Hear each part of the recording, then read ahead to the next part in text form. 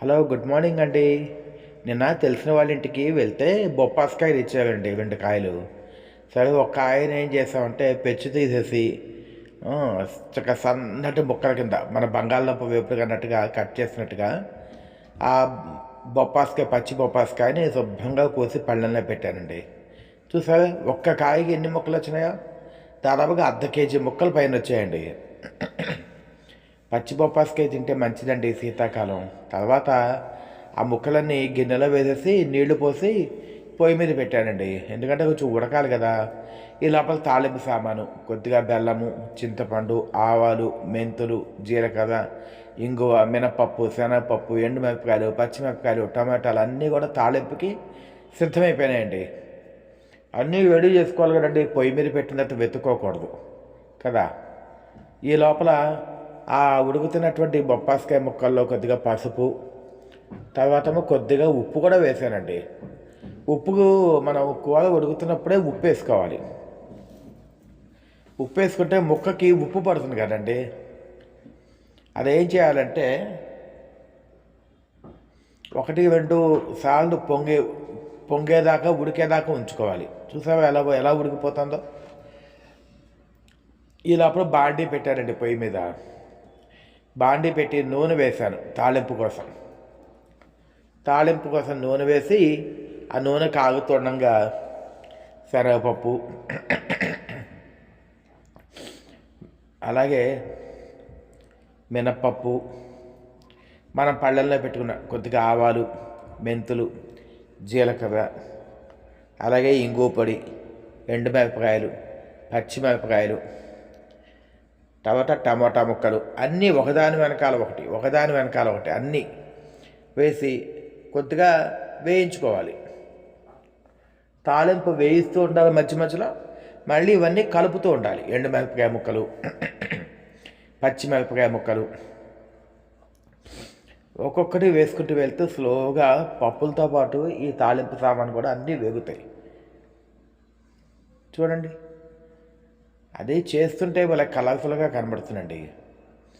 తర్వాత ఏం చేయాలంటే మనం కట్ చేసుకున్న టమాటా ముక్కలు ఉంటాయి కదా, ఆ టమాటా ముక్కలు కూడా వేసానండి. టమాటా ముక్కలు కూడా తాలింపులో మగ్గుతాయి కదండి. పచ్చిమిరపకాయలు, టమాటా ముక్కలు చక్కగా వేగాయండి. తాలింపుతో సహా వేగింది చక్కగాను. దీంట్లోనే మనం ఇప్పుడు ఉడకబెట్టుకున్నాం కదండి, ఇప్పుడు చూసాక కొద్దిగా పసుపు వేసాను. దాంట్లోనే కొద్దిగా బెల్లం ముక్క కూడా పడేసాను. ఏ కూరకైనా సరే చింతపండు వేస్తున్నప్పుడు కొద్దిగా బెల్లం ముక్క కలుపుకోండి.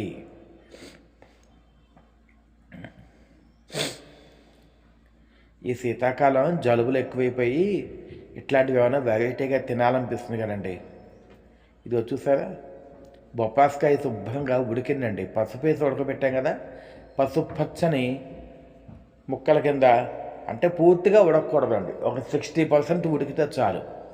మనం కూర తినేటప్పుడు పంట కింద పడితే పదునుగా ఉండాలి. చూసారా అవన్నీ ఎలా వేస్తున్నాను. బొప్పాస్కాయని పసుపు, ఉప్పు వేసి ఉడకబెట్టాను. ఉడకబెట్టిన దాన్ని మొత్తం అంతా తాలింపులో వేశాను.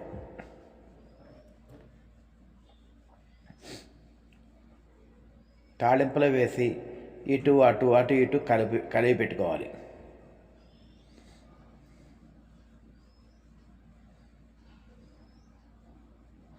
మన దోసకాయ ముక్కల్లా ఉంటాయండి చూడడానికి. చూసావా అంతా కనబడుతుంది. అడుగునంత తాలింపు, పైనంతా ఈ ముక్కలు. ఇప్పుడంతా కలిపి పెడుతుంటే కలర్ఫుల్గా ఉంటుంది చూడండి. ఓ పక్కన టమాటా, ఓ పక్కన ఇవి.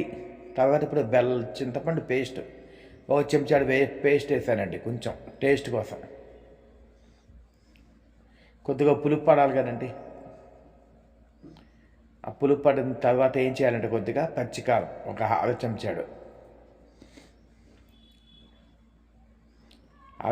పచ్చికారం. తర్వాత కొద్దిగా ఒక పావు చెంచా మెంతి పొడి,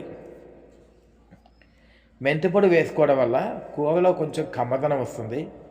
తర్వాత ఏంటి, షుగర్ పేషెంట్లకి ఎప్పుడూ కూడా మెంతి పొడి కూరల్లో వేయటం అలవాటు చేసుకోండి. మెంతి పొడితో తింటే కనుక మనకి షుగర్ లెవెల్స్ చాలా బాగా కంట్రోల్ అవుతాయి. మీరు ఆవు పెట్టుకోదలుచుకుంటే కూరంతా అయిపోయిన తర్వాత చల్లారిన తర్వాత కూడా మీరు ఆవు పెట్టుకోవచ్చు, ఆవు పొడి.